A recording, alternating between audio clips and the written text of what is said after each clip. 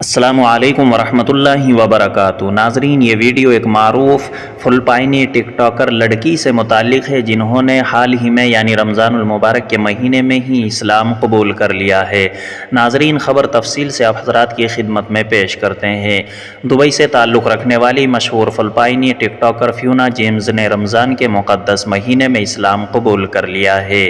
غیر ملکی media reports کے مطابق ویڈیو شیئرنگ پلیٹ فارم ٹک ٹاک پر تقریباً 0.8 ملین فالوورز رکھنے والی فیونا نے رمضان کے پہلے ہفتے میں دبئی کے اسلامک انفارمیشن سینٹر ستوا میں اسلام قبول کرنے کے بعد اپنا نام زینب رکھ لیا ہے۔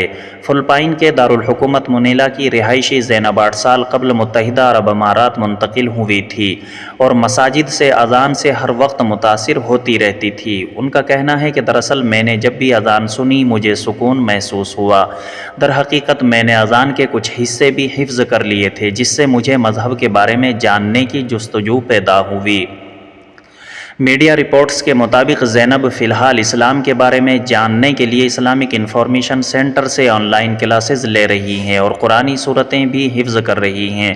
ان کا کہنا ہے کہ مجھے امید ہے کہ میں 1 ماہ میں کورس مکمل کر لوں گی۔ زینب کا مزید کہنا ہے کہ میرے اہل خانہ میرے اس فیصلے سے خوش ہیں اور انہیں اسلام قبول کرنے کے لیے کسی نے مجبور نہیں کیا۔ انہوں نے اپنی مرضی اور خوشی سے اسلام کو قبول کیا ہے۔